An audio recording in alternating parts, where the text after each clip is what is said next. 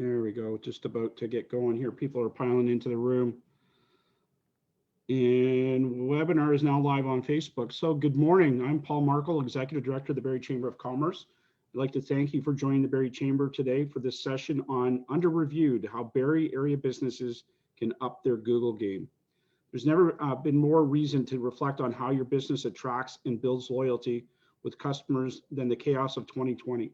Independent market research firms and the Barrie Chamber members, Xtabulate and SRG, saw an opportunity to support the recovery and reinvention of local businesses by combining forces to deliver useful insights and practical recommendations to this end.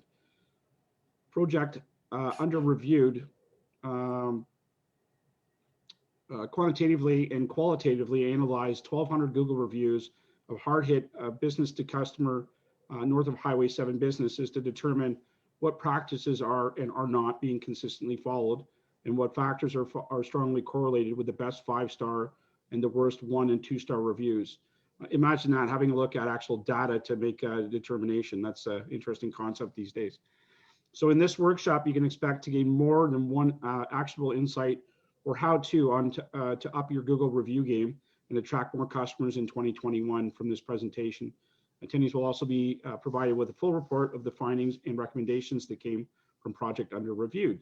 So in a second, I'll introduce our experts, but I would encourage you to add questions and ask questions using the Q&A button at the bottom of your Zoom platform. Please avoid putting questions into chat. Sometimes we don't get to them. Lots of things to sort of to do at the same time. And if there are questions on Facebook, my lovely assistants are in the background, and they will attempt to get those into the Q&A so we can answer them in turn. So I'm going to introduce Stephanie Ruth Grimbley from SRG, and Peter, and I'm going to butcher this, as Madia. Works for me. From Xtabulate Inc. They're going to introduce themselves and what their backgrounds are in their talk. So I'm going to avoid that. Again, less talking from me and more from the experts. So with that, I'm not sure who's taking the first crack at this, but the platform is yours. Thank you. Thanks, Paul.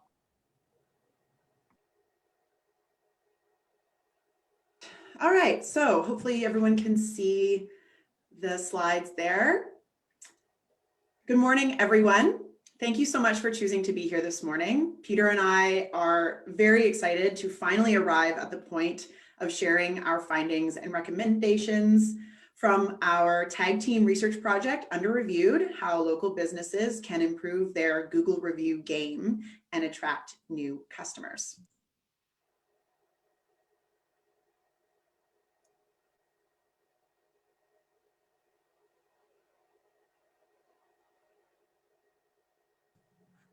Sorry guys, if you've got your, anyway, I'm technical workings here. Okay, let's try this again. You stopped sharing there, so you may want to reshare. Yeah, so you can use the space bar to temporarily unmute yourself, but then you can't use it to switch slides. So I've learned something today.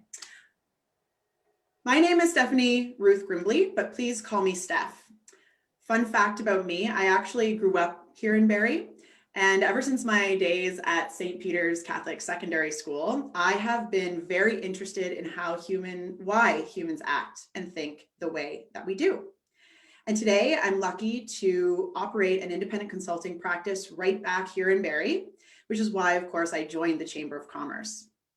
In my practice, I combine traditional business strategy with new innovation disciplines from social science. And this allows me to uncover meaningful human insights and therefore develop differentiated sales and marketing strategies. My mission is to bring beauty to business through a process involving qualitative research, structured problem solving, and creative thinking. Good morning, everyone. My name is Peter Chismadia, and while I didn't grow up in Barrie like Steph, I have lived here for the past 9 years. Before that, I've lived in various parts of Southern Ontario, in Stouffville, Uxbridge, Curtis, and Toronto, where I was born and raised. For the past 25 years, I've been a quantitative market researcher, which basically means I play with numbers and data for a living. For the last 20 of those years, I've been running my own consultancy, Xtabulate, and I've had the privilege of working on some 1,900 different research projects in that time. In a nutshell, what I do is I help clients develop and create surveys. I put them out to relevant audiences, these days usually in some kind of online format. I collect the responses, I tabulate the responses and analyze them, and then go back to the client with some pretty good answers to the questions that we started out with. So what exactly are we going to present today over the next 18 to 20 minutes? It'll be our findings for how north of Highway 7 businesses can upgrade their Google game and attract new customers, but 3 main areas that we'll actually focus on. The first, and probably the top of your priority list, are the conclusions or the outcomes as to how businesses can actually attract new customers through Google reviews. Second, we'll actually go through just a high level overview of our data collection and analysis process. And by gaining a little bit of insight into how we actually arrived at our conclusions, you will have more confidence in them and then be more apt to actually put them into practice. And third, we will definitely highlight the takeaways, the call to actions, or how you actually proceed after this presentation to implementing some of these recommendations and attracting new customers. So why did Steph and I take on this project to begin with? Well, last April and May was the beginning of some pretty hard months for all of us, I think. Given the kind of work I'd been doing for so many years, I used to deal a lot with big sporting events, big music events, which of course pretty much disappeared overnight. My own business took a pretty big hit. And I found myself having to reevaluate and in a lot of ways reinvent my business.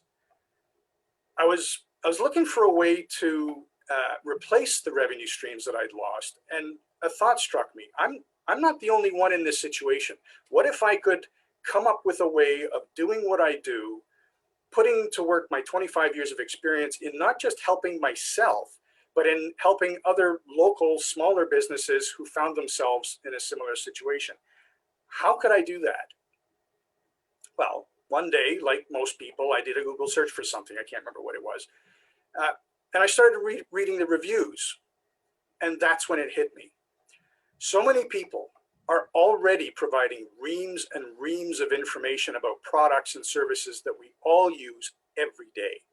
What if there was a way of using that information to help companies about which those reviews were being written? What if there was a way to improve their standing with their customers? And so I started to poke around. And the more I poked, the more I realized that I might be onto something. Now, I quickly saw that while I could crunch the numbers easily enough, there was another less tangible, but no less important element to this thing, whatever this was evolving into. And given my quantitative number crunching background, I simply wasn't well enough equipped to handle that part of it just by myself. And so enter Steph. She and I had been introduced to each other by Melissa at the Chamber. Given her background in qualitative research, as opposed to mine, which again is quantitative research, I felt the insights she might be able to provide would be the key to helping unlock a lot of the potential of this project. So within a few days, we connected on Zoom. I bounced my ideas off her, and right away, she got what I was talking about and saw the potential. And well, we've been working together on this project ever since. So what is this project all about in a nutshell?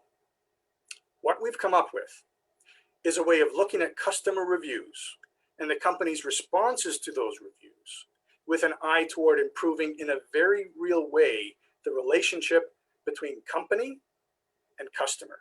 And that's what we're here to talk to you about today. So what did we determine? Our fundamental finding or concluding statement is that north of Highway 7 B2C businesses can up their Google review game and attract new customers by creating the conditions and playing up the principles that make a good story. A good story is one that evokes emotion, both in the person who experiences it firsthand, and then in the people who hear about the story after the fact. The 5 recommendations we've developed for how local businesses can attract new customers, and the ones that I'll be presenting here, address both sides of the coin. the firsthand experience of the service and the secondhand experience of the service through a good story, in this case, in the form of a Google review. These recommendations are outlined in much more detail in our report of findings that will be shared with you either by link or by PDF that you'll be able to access quite easily following the presentation. But at a high level, here they are. Number one, introduce the hero.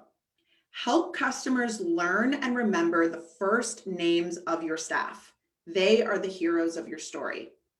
This can be a relatively easy to implement intervention, such as just a really big, easy to read name tag.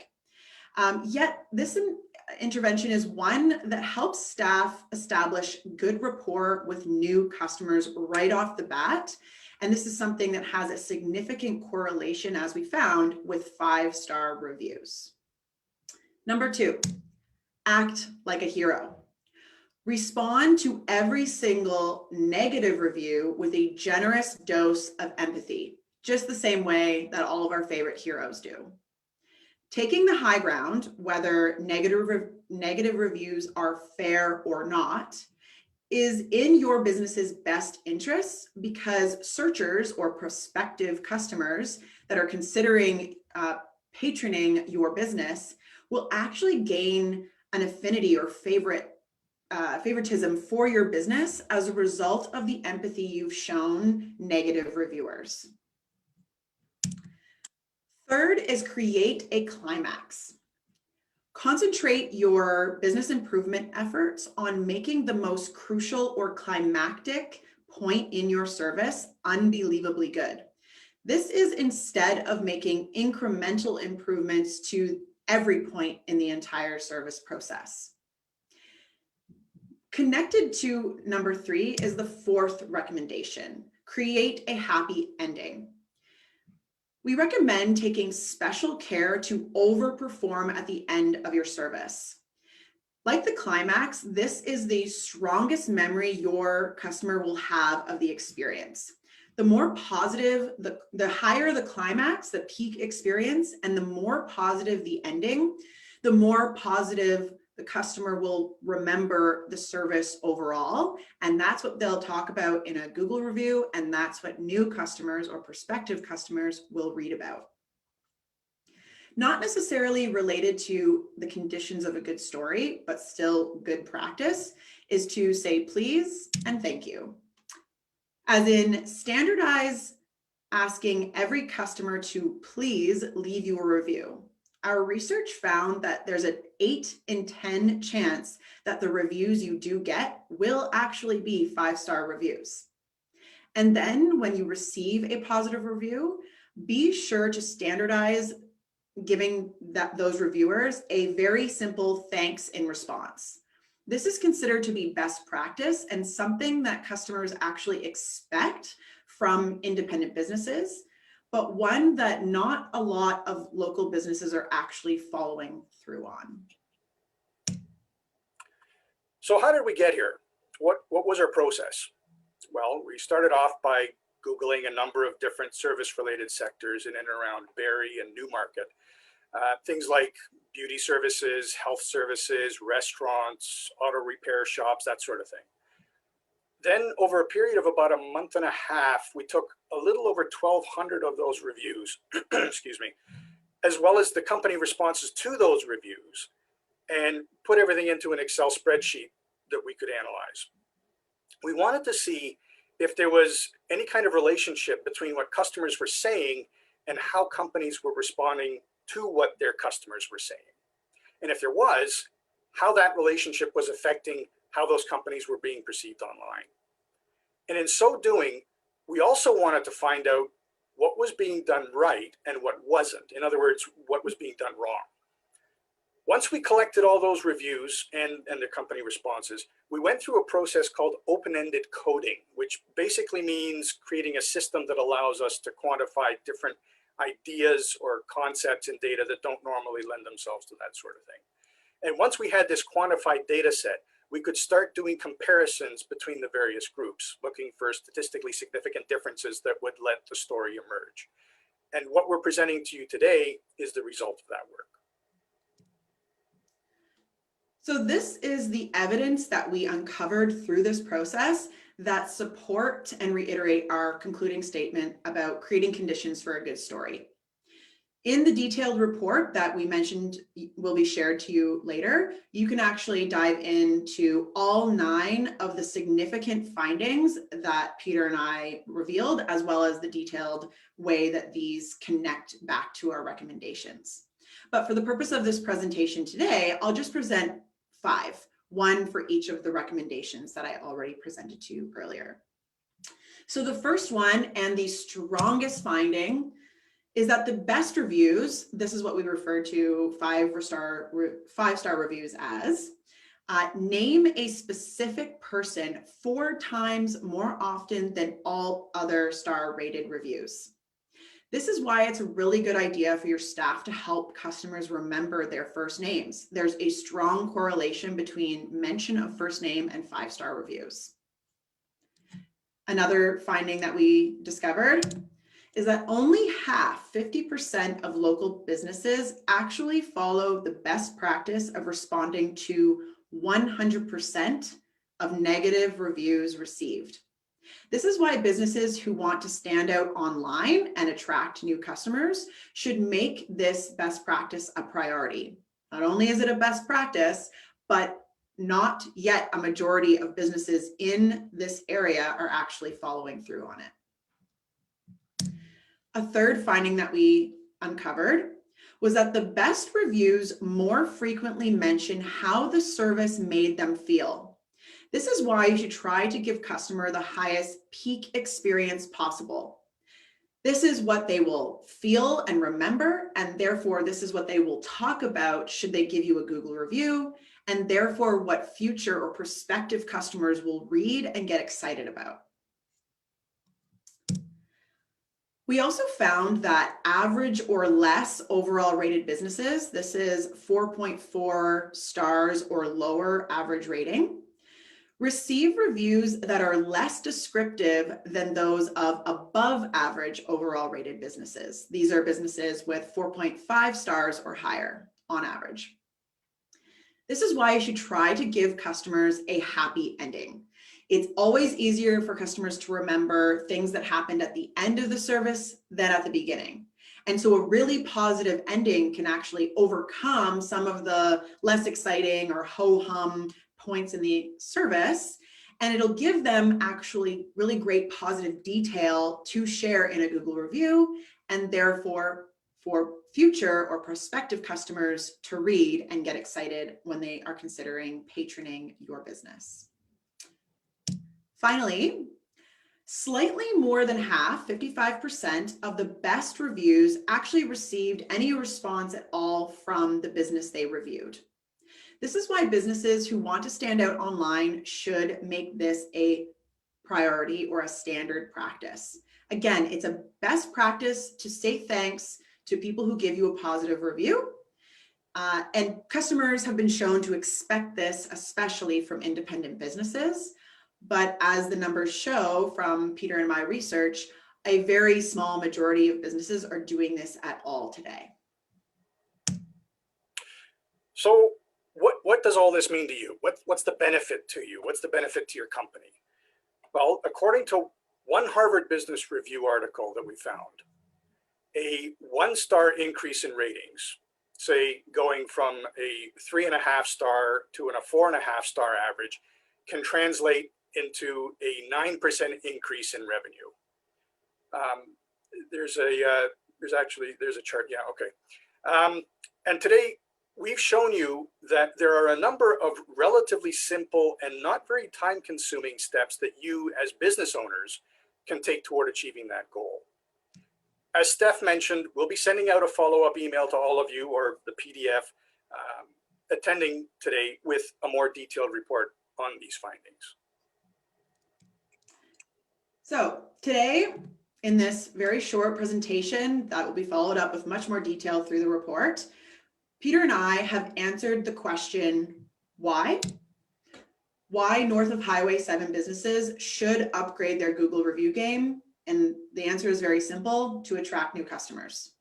We know the vast majority of consumers use Google search on a daily basis. And therefore, that leads them to use Google reviews to decide where to spend their hard-earned money. We've also, through our research efforts, answered the question, what?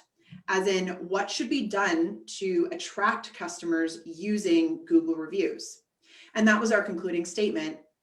Create conditions for a good story, along with the 5 related and more specific evidence-based recommendations. But one question we haven't answered is how. As in, how exactly should your business in your industry go about putting one or more of these recommendations into practice? There's a couple of ways that you can move forward on that last front. First, we can help you apply the findings of this project to your individual business. Which recommendation has the greatest potential impact? What's the best way you can implement it? How can you measure the resulting success? But some of you obviously have businesses in other industries than the ones that we've analyzed. You might see the value in repeating the processes we've gone through, but with a different focus, obviously on your specific industry. And we can uncover the insights that are most meaningful for how your business can attract new customers online. In both these cases, we can track the performance of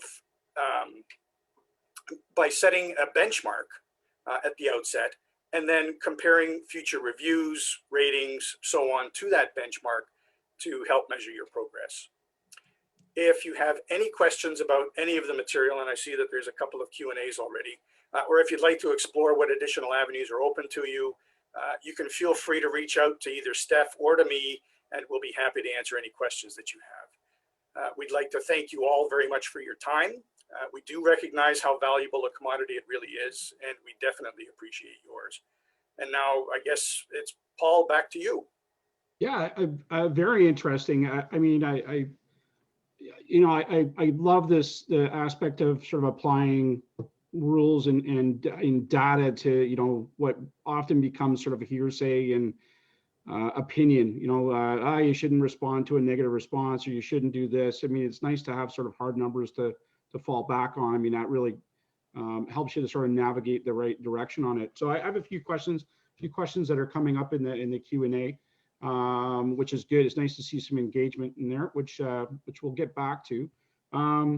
So the data that you collected here, I mean, you how much of this was done through COVID, and do you think that it has any kind of an impact on buying patterns or the way that people perceive their experience, as opposed to a normal non-COVID operating time?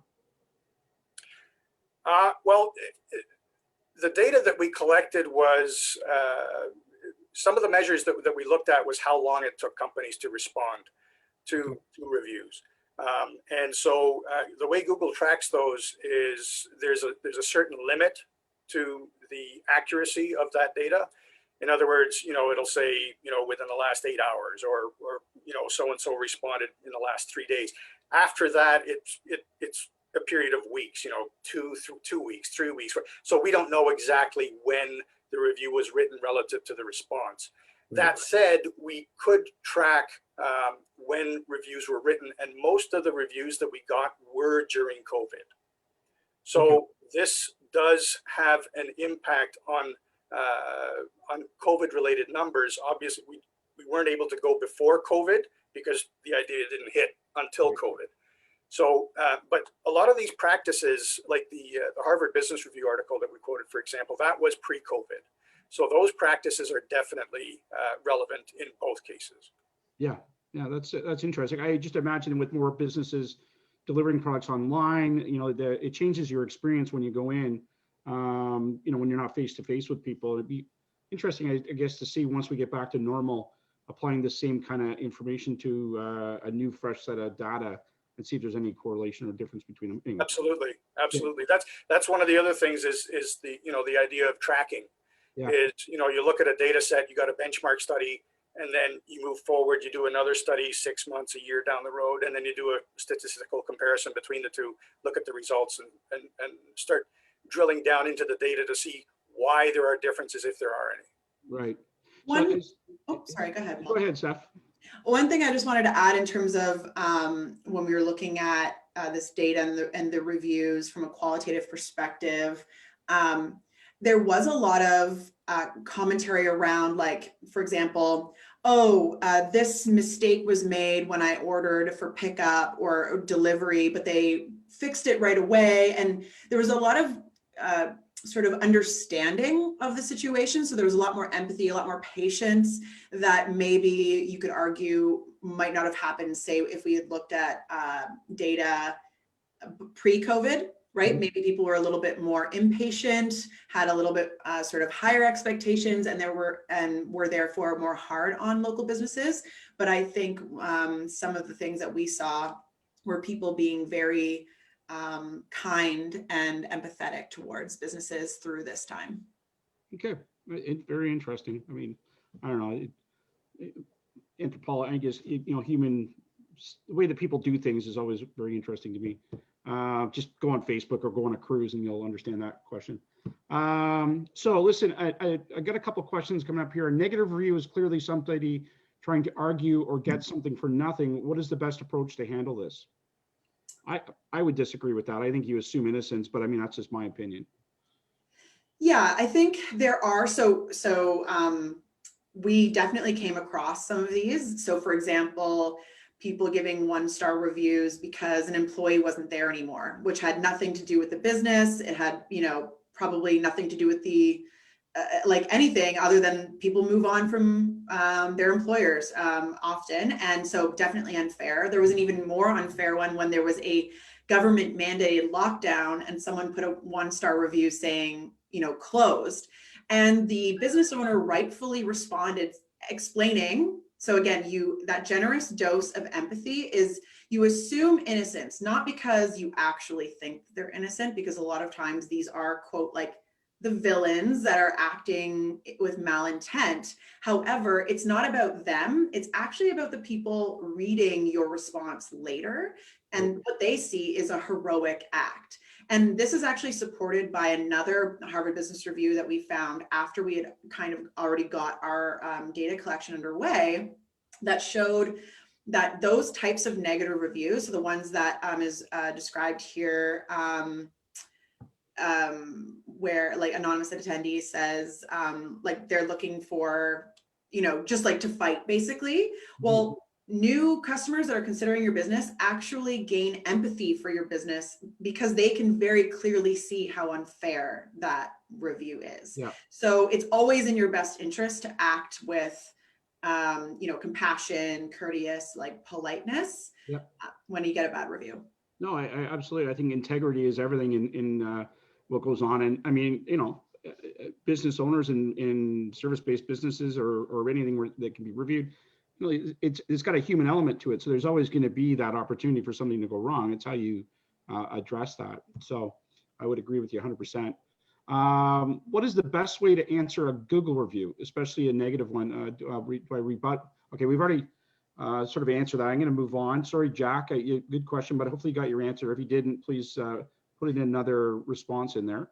There's actually, sorry, Paul, I'll just jump in. For those specific examples, in our report of findings, we go into really great detail in terms of what you're supposed to do in each situation. And we've included the links to these Harvard Business Reviews that even go further. Okay. So the report of findings is everything you need to know. Good. Okay. Well, thank you for that. Sorry, Jack, I'm not trying to cut your question off or minimize it. I just want to make sure I get to as many as I can in the short time that we have here. So mentioned earlier to have a standard response to Google reviews. I try very hard to personalize all of my review responses and Facebook reviews. If I can remember client name, patient name, etc. Opinion on that. Good question.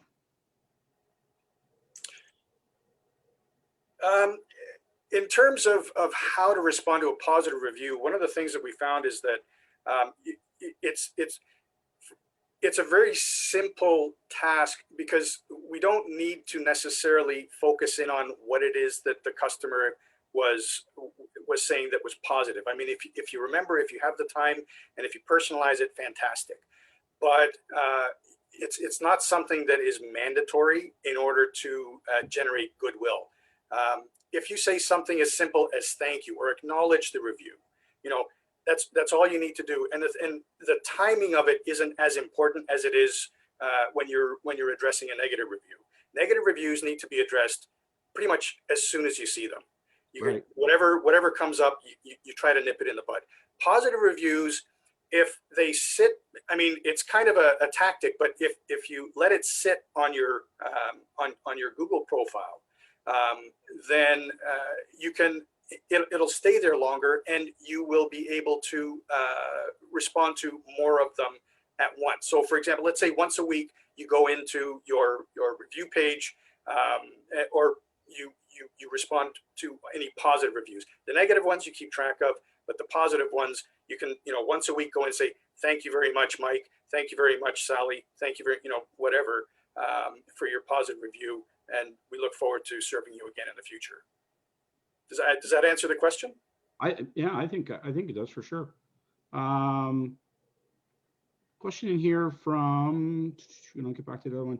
Any suggestions along the same vein on the best automated way to request reviews from customers who email you, but you don't have, example, restaurant patron, either via third-party software, something on the receipt, any local companies that specialize in executing this? So we've talked about this as well. This is from Stuart Barton. At the chamber, we need more, more reviews, more referrals. We have to up our game, with that respect, because we just don't ask for that kind of referral as from chamber member to chamber member about becoming part of the chamber. So along the same lines as what Stuart's asking, is there a way of automating that request process? So we didn't look into that. That's really where we got to sort of what I mentioned about the how. How do you, as an individual business, because each business is going to be a little bit different in terms of, when does the customer pay, before or after? When is the project or the service complete? And so therefore, when is the most appropriate time to ask? Maybe businesses more in person than online, et cetera, et cetera. So there's a lot of nuances in terms of that. And we can definitely, based on all of the information that we've amassed on best practices, we can work with members in terms of what makes sense for them. One thing that I think is really interesting that I just like to share, especially if Barrie Chamber is looking at just generating more reviews, there's this really interesting principle. It's called the consistency principle. And so essentially it's shown that if you ask people hypothetically, if they would do X in a certain circumstance. So for example, the research is, would you donate X percent of your monthly, salary, or would you donate any money to a given charity if asked? Because it's a hypothetical question, and most people like to think of themselves as generous and kind and good people, good citizens, most people say yes. But by getting them to say yes in that hypothetical scenario, it actually increases the chance that they do follow through with the donation in this particular research study, more so than if you didn't ask the hypothetical question and you simply just called them and asked them for a donation. So the consistency principle, it's related to something that maybe people have heard of called cognitive dissonance. If you've said something out loud, if you've made a claim or attached your name to something, it's harder and it feels awkward and uncomfortable for you to then go against that later on. So perhaps there's an opportunity at the beginning of a customer relationship when they're most excited, when, basically they have only their expectations to work off of.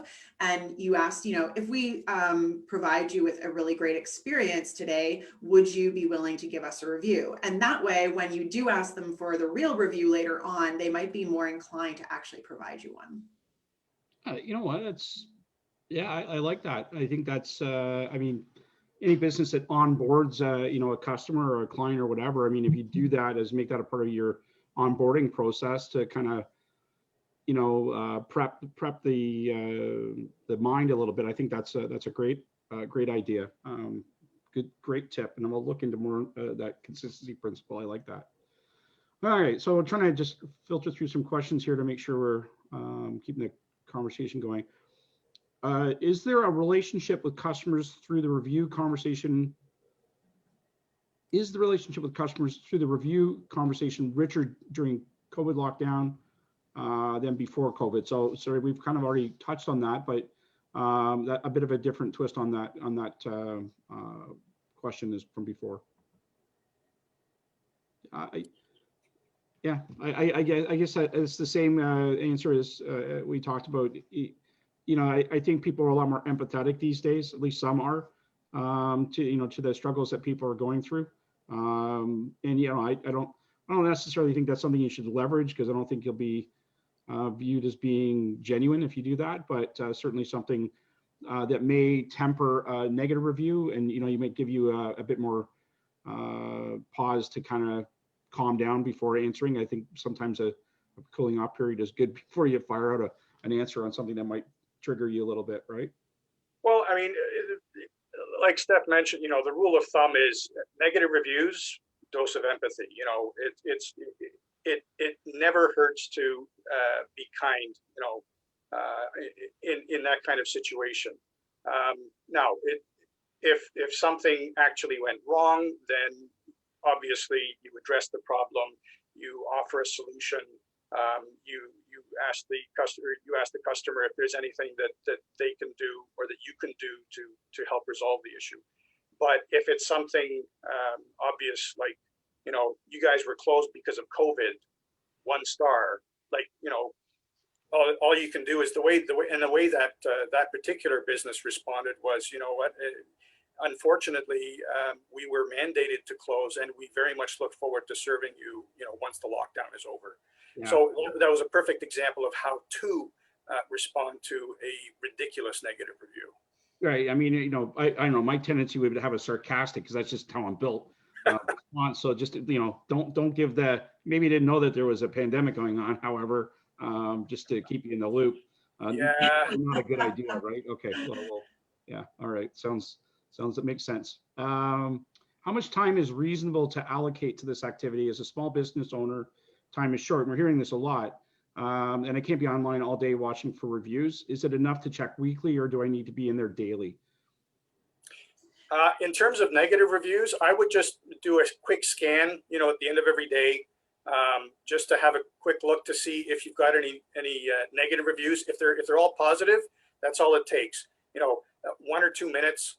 You take a look at it. If they're all positive, fine. And then you set up a time every week where you respond to all those positive reviews. So it might take you, 10, depending on how many reviews you get. If you only get a handful, it'll take you, a couple minutes. If you get 50 to 100, then A, you're doing well. And B, it'll take you a little bit longer. So you might be in a position to actually talk to somebody about handling your Google review process at that point. If you're getting so many positive reviews that you've got so many customers, banging down your doors, then you're in a good space. Yeah, and again, based on your data, a 1% increase, or a 1 star increase is a 9% increase in revenue. Yes. I think that's an easy way to sort of up your revenue streams, just from simply sort of paying attention to it. I believe there's a way also of kind of noting something, or setting up a notification in Google to tell you that you've gotten a review if you don't get a lot, until that becomes annoying, and then give it to your husband or wife if you're in a family business, or somebody that you don't like, that you want their phone. But for me, I have a Google alert if my name shows up, just so that I know if I get, I show up in something online, just because of what I'm doing, right, or what I do, and how I need to respond it from a chamber perspective. So I think you can do the same thing for your business. The good news also about our findings, again, we only looked at businesses that had reviews on a regular basis. So these are businesses that even during COVID were still either doing sort of roadside service or ordering or what have you, and had already amassed at least 100 reviews or more. And even in these scenarios where they're actually getting reviews on a regular basis, 8 out of 10 were 5-star reviews. And it's not like the other 2 out of 10 were 1-star or 2-star reviews. There's some 3s in there, there's some 4s in there. And so the number of times that you would actually need to, in that moment or on that day, respond to a negative review are actually quite few and far between. So exactly your point, Paul, you set up an alert. If it's negative, you respond then and there. But the other 9 out of 10 times, you set aside some time on a Sunday and just say thanks. Yeah, no, that's great. Meredith Skinner asked the same question. My Google business will actually notify you. So thanks for that, Meredith, in support of what we've been discussing there. I'm getting some questions through the chat. So in answer to the one, yeah, you're going to get a handout later on that will answer a lot more about the presentation today and provide those answers for you. Oh, look, the 407 is calling me. Let me dismiss that. Gotta love the 407. They love to bug you. Maybe a question for Paul or other chamber members, member chat. How do you all ask for reviews? I find this very awkward.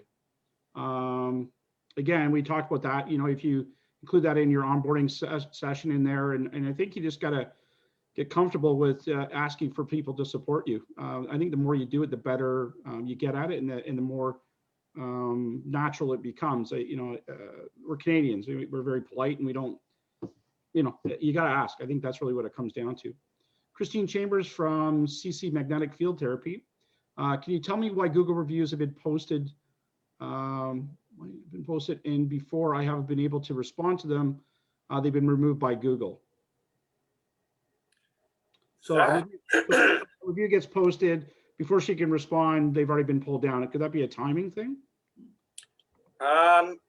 I don't know, to be honest with you. I don't have the answer to that. I can look into it, but because the only reviews that we looked at were obviously ones that were actually on the board, and I've never actually heard of a situation where a review was removed before somebody. How is it that how are you aware of the review if you weren't able to respond to it in time, or did you see it and then decide to respond later, and then when you went back it was gone? Is that what happened? Yeah, I'm not. Yeah, I did have to respond back and deepen the question a little bit. Unfortunately, I answered already. 1 second here. Okay, I don't remember the name of the person who asked that. Who was that? Christine Chambers. Okay, well, Christine, if you want, you can we can connect afterwards and we can delve more deeply into that. Yep, good stuff. Another question on empathy. I think we've already covered that. Just want to continue to move along. Christine Chambers says she got an email notification. Oh, okay. All right. Yeah. Okay, we'll look into that. I'm sure Peter or Stephanie will reach out to you, Christine, after the webinar, and they can get deeper into that with you and maybe help you out. My hypothesis is it's not related to time, since we looked into just how long some businesses were taking to respond to positive and negative reviews, and it varied widely. And obviously those reviews stayed up. My hypothesis is that maybe there was some content in the review that didn't meet, say, Google standards, right? Social media recently has been cracking down on people with, say, hate speech or inciting violence. And so maybe maybe in some ways, some of these really unfair and perhaps dangerous reviews are being immediately removed by Google. Yeah, John Webb just put a note in the chat that says if it hasn't been verified, so sometimes Google will pull it because it wasn't verified, and maybe it was who was asking the question. So here's a good comment from Tamara DeServio. I'm sorry if I butchered your name there, Tamara, but thanks for the question. I used to have a hard time asking for Google reviews. Something I found that helps is succinctly explaining to your client how the review will help your small business, which is a brilliant, way of handling it, right? Just, and right now that whole mindset of eat local, buy local, like you're not out of step in asking that kind of stuff. Listen, I'm trying to feed my family, buy another sandwich, whatever. I don't think that's a bad thing to do at all. If you've given someone a great experience, giving them a way to repay you other than just literally paying for that experience. So this dynamic of reciprocity is something that human beings do like to take part in. We all get caught up in our busy lives, and sometimes the biggest thing that prevents us from actually giving a Google review, and I know I've succumbed to this, is simply just being distracted by the next thing and not, sitting down to do it.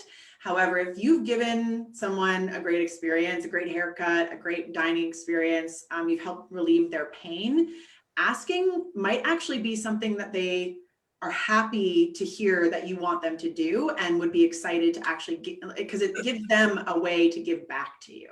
Yeah, yeah. So Susie Jennings jumped in and said, sorry, I'm late. I know you probably touched on this, but how do you increase the number of reviews you get? Kind of answering that as we go along, and hopefully Susie will get that from the, from the conversation.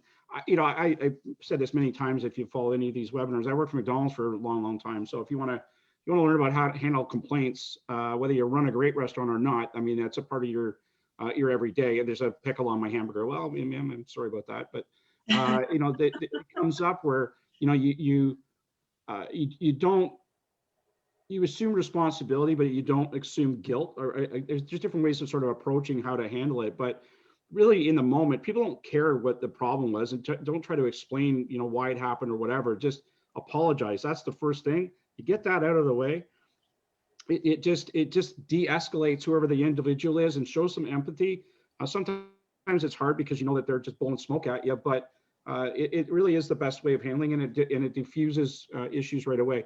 And then if you can do it, remember who that customer is and over service them anytime you see them. Kind of doesn't make a lot of sense, but if you can show that you're paying attention and you've listened, that makes a big difference. And you may say, well, how do you do that at a place like McDonald's where it's high transaction? Believe me, you see regular customers every single day. The regular customers are your bread and butter. If you're going to take care of anybody, take care of them. They're going to spread the good word and diffuse situations. I've had plenty of times where a customer jumped in front of somebody else and said, don't talk to them that way, or don't talk to that employee that way. I saw the whole thing that happened and you're an idiot. So yeah, customers will defend you in a lot of cases. And I think they'll do that online. Exactly.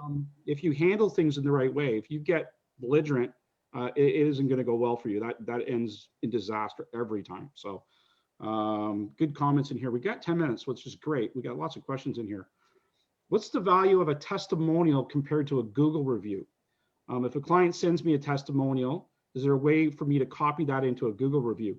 I think maybe just ask to put it in as a Google review. That's exactly it. I would say, listen, thank you so much for that testimonial. Is there any way you could please share that on Google review so that other potential customers can see it as well?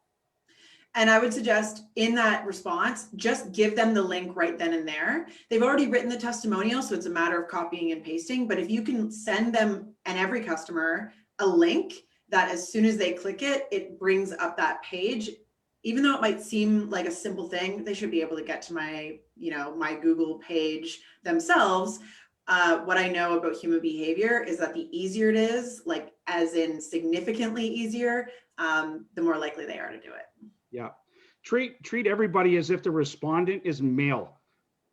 Seriously, take any of the thinking out of whatever it is you're trying to get them to do for you, and you'll have great success, right? If you want them to think, nothing's going to happen well for you in the long run. I wanted to mention too, my daughter went to St. Peter's, so it's nice to see that there are brilliant women that are being generated by the St. Peter's program. So interesting to see somebody that's local like that, which is cool. Do you know this particular keywords or language that are successful, that successful businesses use when they respond? Was that a part of your of your tabulation? We think you can go a long way just by responding and making that a consistent practice with thank you. There were some businesses that went above and beyond and sort of included like emojis and, did, take that path that was described earlier in terms of personalizing. But there was a comment earlier, which we really heavily prioritize in our recommendations, which is small businesses, you're wearing many hats. And so feeling like you have to take that time to personalize everything, we want to remove that sense of responsibility. So simply responding to 100% of the reviews that you receive, positive or negative, will do much more for you than being particular about exactly how you respond. Interesting. Also, like, think about it, like when you're Googling a company as a potential customer, what is it that you look for, you know, and go with that gut instinct in terms of being a business owner. If you're looking for, you know, you want to see a company that is responsive.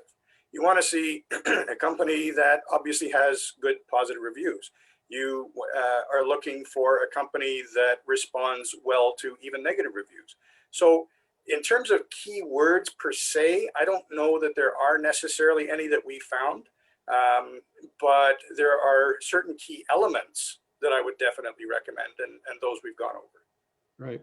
So it's interesting, you know, through the COVID, whatever, I you know, certainly got into a bit more, you know, reading blogs and getting to some of those kinds of things. There's a company called the Alaska Salt Company. So I'm not endorsing the Alaska Salt Company. It's an American company, but it's two ladies that are up in the middle of nowhere. They are the most foul-mouthed, hardcore, rednecky ladies that you've ever met in your life, but they're fantastic in the way that they respond. Their blog is hysterical, but it is definitely off color. And they respond to negative responses in a super aggressive way, to the point where they actually get people trying to trigger them just to get the response, which is neat. But what it's done is it's created this really neat following that, you know, people just dial in like Howard Stern to see what they're going to say or see what comes up. And it's turned into this whole thing where they, you know, they write these like little miniature op-eds every week about what's going on in their life. So they've taken that whole thing to another level, and I encourage people to have a look at it. You may not want to subscribe to it, but read a couple because they're just absolutely hysterical. On a side note, I wouldn't recommend that as a general rule. What's that? No, I wouldn't generate, you know, I wouldn't, but I think the idea behind what my comment is to distinguish yourself. You know, if you respond in a pithy or not condescending way, but in a clever way to criticisms and encourage engagement, come back and try us again, something along those lines. Yeah, we screwed it up. We're idiots, blah, blah. I mean, it's that self-effacing kind of methodology that I think relates to people. We're in the Trump world, right? I mean, he's broken all the rules in the way that you deal with things. So you can take the good parts of that. I'm sorry if you're a Trump supporter, you know, whatever, but you know, take the good parts of that and apply it to what you do every day. On a side note, somebody is really digging Stephanie, your shelf behind you there. So I'm not sure if that's a screensaver, but Nope, it's a shelf. yeah, they're looking for contact deals or information on where you got that. So My dad and I actually built it. oh, perfect. Well, then there you go. You can start a business. So whoever that anonymous attendee is, give Stephanie a call, and she's already volunteered to build one for you. So, John Webb, empathy was more during earlier days and versus less empathy now, or do you think it's the same? Thinking more as a result of people becoming COVID tired, frustrated as time goes on. So I think we've already talked about that for the most part, John. So I hope you're okay with what we've discussed up until this point. What platform is best to build reviews on? Yelp, Facebook, Google, etc. Is there one that stands out more online that I should be focusing on? You guys are focused on Google, so I would imagine your answer is stick to Google because it is all encompassing, or is that correct? Well, go ahead, Peter. We started off looking at Google reviews. We didn't analyze Facebook reviews. We didn't look at those at all. But I would basically I would let the customer decide where they want to give the review. If they're on Facebook, great. If they're on Google, you know, everybody's on Google. Then put it on Google.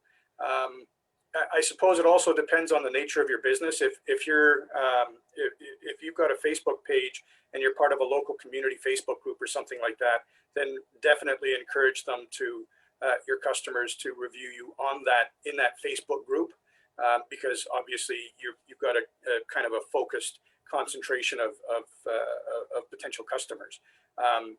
But if you're in a larger area, then Google would probably be the way I would go.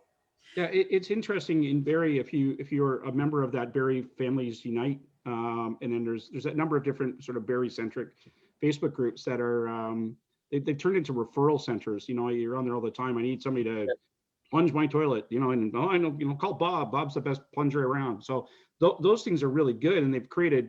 I think they probably create a lot of business. But again, it's all based on good experiences and something being happy with the service that a business or a person has provided. So don't discount those. I think they're a great source, especially if you're a smaller business, in trying to get recognized. Hi there. If you have moved on to use the same account and change the info on it. Oh, okay. So I would imagine that's when you change your business a little bit. If you have another Google account, I know Google accounts can be really kind of finicky. They sometimes take a while to get defined. If you make a change on something, sometimes you can get disconnected with them. So I had that happen where I wound up with, I had multiple locations or I had PO boxes. So I set up Google reviews on each one of them. And then I went on this nightmare of, where does everything come back to? So I think paying attention, or if you don't understand how Google works, contact somebody, perhaps Peter or Stephanie on how to get your account set up to be optimized. Sorry, Katerina, hopefully that answers your question. Mr. Barton, reviewers can pull them down. So that's another response to an earlier question. So if there's a review that you can't respond to, perhaps the reviewer pulled it down. Okay, Katerina's saying change the address. Okay, gotcha. I've heard it's better that reviews are better when the person writing the review includes their names. How can I encourage people to do this? What we found was, I think, I can't speak to the data, we didn't look at that statistically, but many of the people, and you'll see in the report of findings that I actually copied and pasted real reviews that we looked at from real businesses in the area that all used their name. That's their account. So this is really, I think, a personal choice that people make in terms of like privacy and how they want to show up online. So it might not be something worth your time in terms of encouraging people because it is a personal choice. We didn't look at that in terms of effectiveness. We just looked across all reviews as if whether they were anonymous or not being equal. The other thing too is most reviews actually have the name tag on there. Like if you're in Google, it will say Peter Chismadia, and then you've got your review there. So you can respond to that. If the name isn't there, obviously you don't handle it if it's some kind of anonymous account or something. But if the name is already attached to the review, then you can address it as such. Right.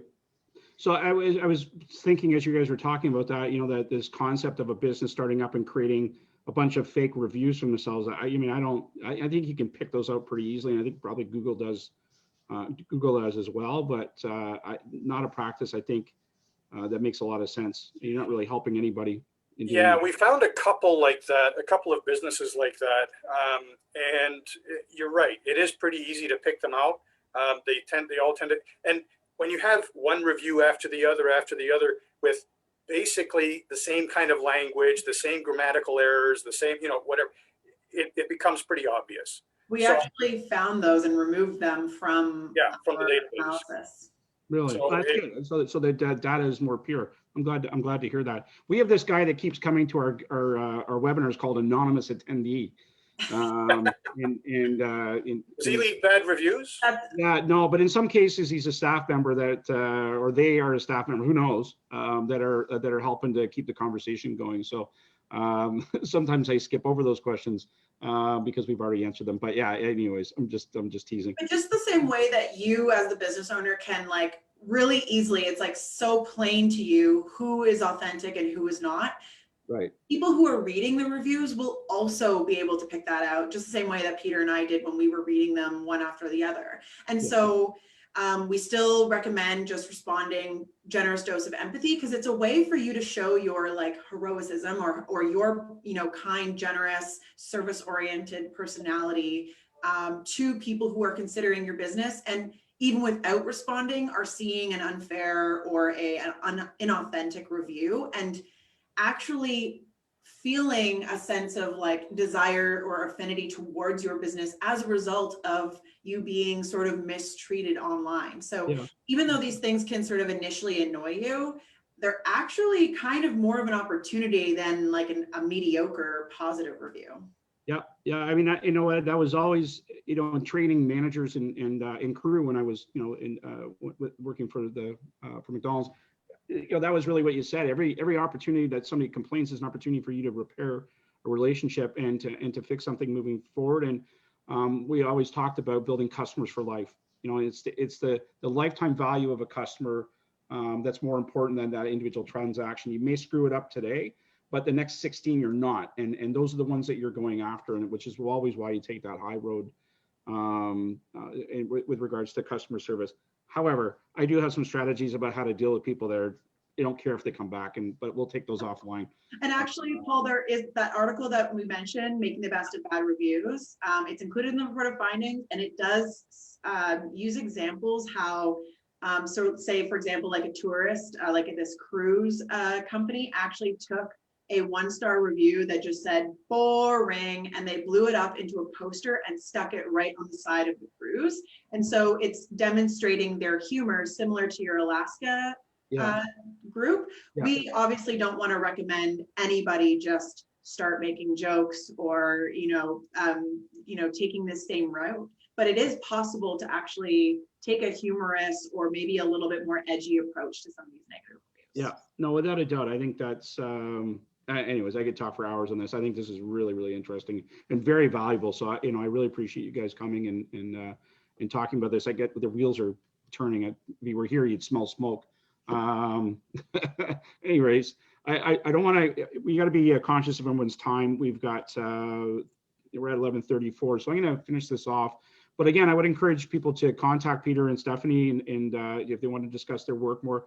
I'm assuming that there's some business that can be done with you guys in terms of evaluating in your own social media. If you have a business that you're trying to boost that up, and perhaps these guys can do some consulting for you. So I encourage everyone to contact them. So again, in closing, I'd like to thank everyone for joining us and for the work that you're doing every day. Obviously, we're in this this crazy second lockdown, and the more and more you hear about it, this is less of a health issue and more of an economic thing. Stay home, stay safe, don't get sick, don't get other people sick. Eventually, the more we do that, hopefully it slows us down and we get back to normal. Don't listen to all the crazy gossip that's out there. I mean, just don't get the virus. And do what you can do to support your local businesses. We have a couple of initiatives coming up. Get out online and get online for those businesses locally that have those products. Be conscious, specific purchases, and try to do those with a local company if you can. Stay tuned to the Chamber. We got lots of things that are up and coming along those lines and ways that you can actually implement that. Watch the mayor. He's got this 4x4 challenge, which is really cool and something that I think we should all take up on a more serious basis. Upcoming events, Chamber Tech Networking on January 27th at noon. Again, we're getting 35 to 40 different people out all the time. It's not perfect, but it's fun, and you will get business if you apply basic networking skills to it. We also have customer service and what it means to your business coming up on February 9th at 10:30. So a similar conversation, but along the lines of